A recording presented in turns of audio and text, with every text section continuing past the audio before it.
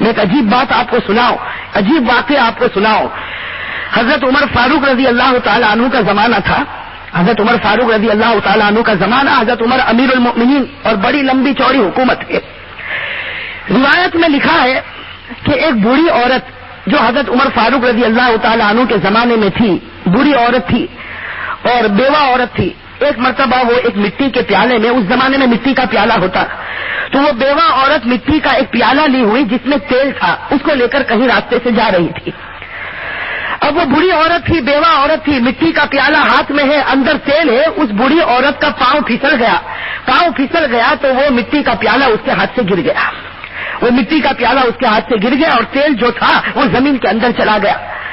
اب وہ بوڑھی عورت اس مٹی کے پیالے کو لیتی ہے اور حضرت عمر فاروق رضی اللہ تعالی عنہ جو امیر المؤمنین ہے ان کے پاس آتی ہے اور آ کر کہتی ہے کہ اے عمر، میں بیوہ عورت ہوں، اے عمر میں بیوہ عورت ہوں، بوڑھی عورت ہوں، میں تیل لے کر جا رہی تھی، میرا پاؤں پھسل گیا، وہ تیل گر گیا، تیل زمین کے اندر چلا گیا، اے عمر مجھے تیل میرا واپس کر دے۔ وہ عورت کہہ رہی کہ اے عمر، آپ تو امیر المؤمنین ہیں، آپ میرا تیل مجھے واپس کر دیجئے۔ بس حضرت عمر رضی اللہ تعالی عنہ نے دیکھا کہ عورت بیوہ ہے بیچاری اور کمزور ہے اور بوڑھی ہے، تو حضرت عمر نے فوراً حضرت ابو موسیٰ اشعری کو بلایا۔ حضرت ابو موسیٰ اشعری رضی اللہ تعالی عنہ یہ بیت المال کے سپروائزر تھے، حضرت عمر کا بہت بڑا بیت المال تھا، اس کو سنبھالنے والے حضرت ابو موسیٰ اشعری رضی اللہ تعالی عنہ تھے۔ حضرت عمر فاروق رضی اللہ تعالی عنہ نے ابو موسیٰ اشعری کو بلایا اور ابو موسیٰ اشعری کو کہا کہ یہ بوڑھی عورت کا تیل گر گیا ہے، بیت المال میں اس کا پیالہ لے کر جاؤ اور تیل بھر کر واپس لاؤ۔ بس حضرت عمر نے آرڈر دے دیا کہ ابو موسیٰ اس عورت کے پاس سے پیالہ لے لو، بیت المال میں جاؤ اور وہاں سے تیل بھر کر واپس لاؤ۔ بس حضرت ابو موسیٰ اشعری آگے بڑھے تو وہ بوڑھی عورت کہنے لگی کہ اے عمر، دیکھو بوڑھی عورت کے اندر کیسی ہمت، کہتی ہے کہ اے عمر مجھے بیت المال کا تیل نہیں چاہیے، کہتی مجھے بیت المال کا تیل نہیں چاہیے، اتنا معمولی تیل وہ تو میں راستے میں کسی سے بھی مانگتی تو وہ مجھے دے دیتا، راستے میں بہت سے گھر تھے، میں کسی سے بھی مانگتی تو وہ دے دیتا، مجھے تو وہ تیل چاہیے جو زمین کے اندر چلا گیا ہے، مجھے وہ تیل چاہیے جو زمین کے اندر چلا گیا۔ اب حضرت عمر کہنے لگے کہ ارے بوڑھی عورت، تم کہیں پاگل تو نہیں ہو گئی کہ جو تیل زمین کے اندر چلا گیا وہ تیل میں کیسے نکالوں گا؟ تو وہ بوڑھی عورت کہنے لگی عمر، اگر تو نبی کی سچی محبت رکھتا ہے اور نبی کا سچا فرما بردار ہے تو میں تجھے خدا کا واسطہ دے کر کہتی ہوں کہ جو تیل چلا گیا اس تیل کو واپس نکال کر دے۔ اب حضرت عمر فاروق رضی اللہ تعالیٰ عنہ حیران، ایسا ہونا تو مشکل ہے کہ نہیں؟ بڑی مشکل ہے۔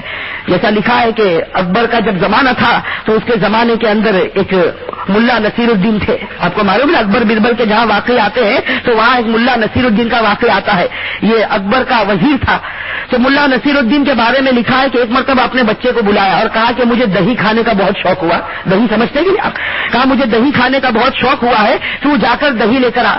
تو ان کے بچے نے کہا کہ ابا مجھے پیسہ دو تو میں دہی لے کر آؤں۔ تو ابا ملا نصیر الدین کہنے لگے ارے پیسہ دے کر تو پوری دنیا دہی لاتی ہے، میں تو کہتا ہوں بغیر پیسے کے جا اور دہی لے کر آ۔ اب وہ بچہ بھی بڑا ہوشیار تھا، گیا پیالہ لے کر گیا، تھوڑی دیر میں جیسے پیالہ بھرا ہوا ہو اس طریقے سے لا کر ٹیبل پر رکھ دیا۔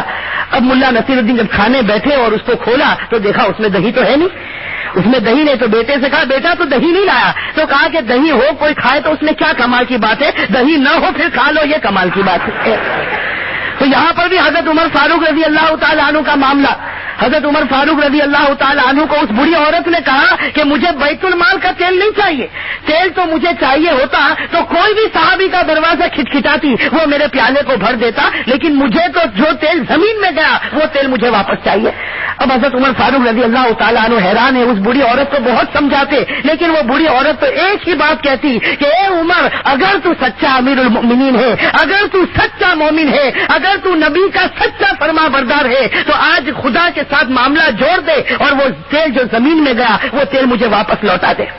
اب وہ بوڑھی عورت اڑ گئی، سارے صحابہ دیکھ رہے۔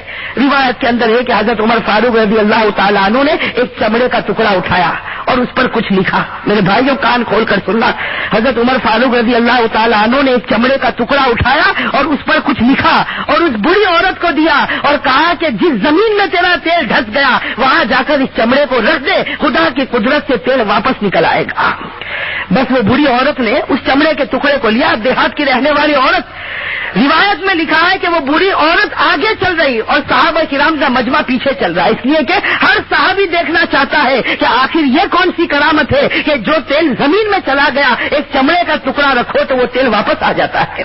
سارے صحابہ پیچھے چل رہے, وہ بوڑھی عورت جاتی ہے اور جس جگہ اس کا تیل گر گیا بس جہاں تک چمڑے کے ٹکڑے کو رکھتی ہے, صحابہ کرام میں حضرت عبداللہ ابن عمر فرماتے ہیں خدا پاک کی قسم میں نے اپنی آنکھوں سے دیکھا اس بوڑھی عورت نے چمڑے کا ٹکڑا رکھا کیا کہ زمین پھٹتی ہے اور سارا تیل نکلتا ہے اور وہ عورت اپنے پیالے کو بھر کر چلی جاتی ہے. وہ عورت اپنے پیالے کو بھر کر چلی جاتی ہے. حضرت عبداللہ ابن عمر فرماتے وہ عورت چلی جاتی, چمڑے کا ٹکڑا وہیں پڑا اور ابھی بھی اس میں سے تیل نکل رہا ہے. تو حضرت عبداللہ ابن عمر فرماتے لیکن ہم میں سے کسی کی ہمت نہیں ہوتی کہ اس چمڑے کے ٹکڑے کو اٹھا کر دیکھے کہ اس میں کیا لکھا ہے, اس لیے کہ کسی کا خط پڑھنا یہ بھی تو امانت کے خلاف ہے. اور پھر حضرت عمر فاروق رضی اللہ تعالی عنہ کا جلال, رعب اور دبدبہ کہ سارے لوگ ان کی وجہ سے کانپتے تھے. حضرت عبداللہ ابن عمر فرماتے کسی کی ہمت نہیں ہوتی صحابہ کرام میں سے کہ آگے بڑھے اور چمڑے کے ٹکڑے کو اٹھائے اور دیکھے کہ اس میں عمر فاروق نے کیا لکھا. حضرت عبداللہ ابن عمر فرماتے جب سب صحابہ کھڑے تھے تو میں آگے بڑھا اور میں نے اس چمڑے کے ٹکڑے پر کپڑا رکھ دیا تاکہ بیٹا بھی باپ کے خط کو پڑھ نہیں سکتا ہے. ایک بیٹا بھی باپ کے خط کو پڑھ نہیں سکتا تو ایک مسلمان دوسرے مسلمان کے عیب کو کیسے معلوم کر سکتا ہے. تو حضرت عمر فاروق رضی اللہ تعالی عنہ کے خط کے اوپر کپڑا رکھ دیا.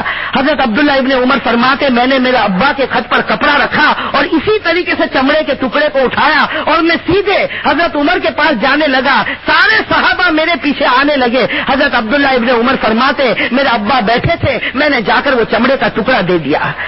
فرماتے ہیں کہ میں نے چمڑے کا ٹکڑا دیا. سارے صحابہ حضرت عمر کی نگاہ کو دیکھنے لگے اور کہنے لگے کہ عمر آخر بتاؤ تم نے چمڑے کے ٹکڑے پر کیا لکھا تھا, بتا دو تم نے چمڑے کے ٹکڑے پر کیا لکھا تھا کہ جس کی وجہ سے زمین نے تیل واپس لوٹا دیا.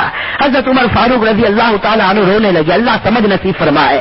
حضرت عمر فاروق رضی اللہ تعالیٰ عنہ رونے لگے, بہت دیر تک روتے رہے. اس کے بعد کہا کہ اے لوگوں میں نے اس چمڑے کے ٹکڑے پر دو باتیں لکھی تھی. ایک بات تو یہ لکھی کہ اے زمین میں بھی خدا کا مخلوق ہوں, تو بھی خدا کی مخلوق ہے, تجھے خدا کا واسطہ ہے کہ اس بری عورت کا تیل واپس لوٹا دے.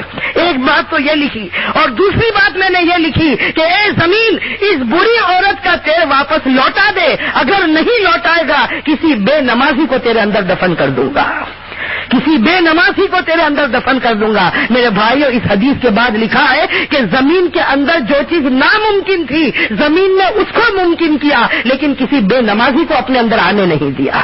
میرے بھائیو اس سے معلوم ہو گیا جب کوئی بے نمازی کا جنازہ اٹھتا ہے اور قبرستان کے اندر جاتا ہے ہمارے نبی فرماتے ہیں اس زمین کے اندر سے آواز آتی ہے کہ بڑا خراب مردہ ہمارے اندر آیا ہے, ہم اس کے ساتھ بہت برا معاملہ کریں گے. اور میرے بھائیو خدا کے عذاب کو برداشت کرنا کسی کے بس کی بات نہیں. خدا کے عذاب کو برداشت کرنا اور پھر میرے بھائیوں قبر کا عذاب برداشت کرنا, اللہ ہم سب کی حفاظت فرمائے, اللہ ہم سب کی حفاظت فرمائے. وہ عثمان غنی رضی اللہ تعالی عنہ, وہ عثمان غنی رضی اللہ تعالی عنہ کہ جنہوں نے غزوہ تبوک کے موقع پر خوب مال لٹایا, خوب مال لٹایا. اللہ کے رسول نے کہہ دیا عثمان تو نے خدا کو راضی کیا, تو نے نبی کو راضی کیا. عثمان اگر تیرے سے کوئی گناہ بھی ہو جائے گا تو خدا تیری پکڑ نہیں کرے گا. حضرت عثمان کا اتنا اونچا مقام ہے. لیکن میرے بھائیوں روایت کے اندر آتا ہے کہ حضرت عثمان رضی اللہ تعالیٰ عنہ جب امیر المؤمنین بنے تو رات کے اندھیرے میں قبرستان چلے جایا کرتے تھے, رات کے اندھیرے میں قبرستان جاتے تھے. اور روایت کے اندر ہے کہ اتنا روتے یہاں تک کہ حضرت عثمان کی داڑھی تر ہو جایا کرتی تھی. حضرت عثمان کی داڑھی تر ہو جاتی اور لوگ پوچھتے تھے کہ حضرت عثمان تو نے رونا کیوں آتا, تو حضرت عثمان کتنا پیارا جواب دیتے, حضرت عثمان کتنا پیارا جواب دیتے, ان القبر اول منزل من منازل الاخرہ فإن نجا منه فما بعده أيسر منه وإن لم ينج منه فما بعده أشد منه. حضرت عثمان کتنا پیارا جواب دیتے کہ میں قبرستان میں جا کر اس لیے روتا ہوں کہ میرے نبی نے مجھے فرما دیا کہ آخرت کی منزل میں سب سے پہلی منزل قبر ہے, اگر اس میں کامیاب ہو گیا تو سب منزل میں کامیاب ہو گیا. اور اللہ نہ کرے میرے بھائیوں کوئی قبر کے اندر پکڑا گیا تو پھر ہر منزل میں پکڑاتا جائے گا. میرے بھائیوں کوئی تو بات تھی کہ ایک مرتبہ ہمارے نبی مسجد نبوی میں اتنا روئے کہ ہمارے نبی سجدے میں گر گئے. ابو ہریرہ دوڑتے ہوئے آئے, کہنے لگے کہ اللہ کے رسول رونا کیوں آتا؟ اللہ کے رسول نے فرمایا ابھی جبرائیل میرے پاس آئے تھے اور آ کر کہہ کر چلے گئے کہ اے نبی تیرے بہت سے امتی ہوں گے جو کلمہ پڑھتے ہوں گے، تجھ پر ایمان لاتے ہوں گے، لیکن گناہوں کی وجہ سے موت سے پہلے ان سے کلمہ چھین لیا جائے گا۔ میرے بھائی اللہ ہم سب کی حفاظت فرمائے، اللہ ہم سب کی حفاظت فرمائے۔ میرے بھائیوں سب کچھ ہو سکتا ہے لیکن ارادہ کرو کہ نبی کے طریقے کے خلاف کوئی کام نہیں کروں گا۔ حضرت حذیفہ رضی اللہ تعالیٰ عنہ کتنے بڑے صحابی، حضرت حذیفہ رضی اللہ تعالیٰ عنہ جب ایران کے بادشاہ کے پاس جاتے ہیں اور ایران کا بادشاہ جب بہت بڑا دسترخوان لگاتا ہے، حضرت حذیفہ رضی اللہ تعالیٰ عنہ سنت کے مطابق دسترخوان پر بیٹھ جاتے، کھانا کھانے لگتے ہیں۔ روایت کے اندر ہے کہ ایک چاول کا دانہ حضرت حذیفہ کے ہاتھ سے گر جاتا ہے تو حضرت حذیفہ اس کو پھر اٹھاتے ہیں تو کوئی کہتا ہے کہ ارے یہ تو بادشاہ کا دسترخوان ہے، یہاں گرا ہوا لقمہ نہیں اٹھاتے۔ حضرت حذیفہ رو کر کہتے ہیں اترک سنت حبیبی لہؤلاء الحمقاء، حضرت حذیفہ فرماتے کیا میں میرے نبی کے طریقے کو چھوڑوں ان بیوقوف کو راضی کرنے کے لیے؟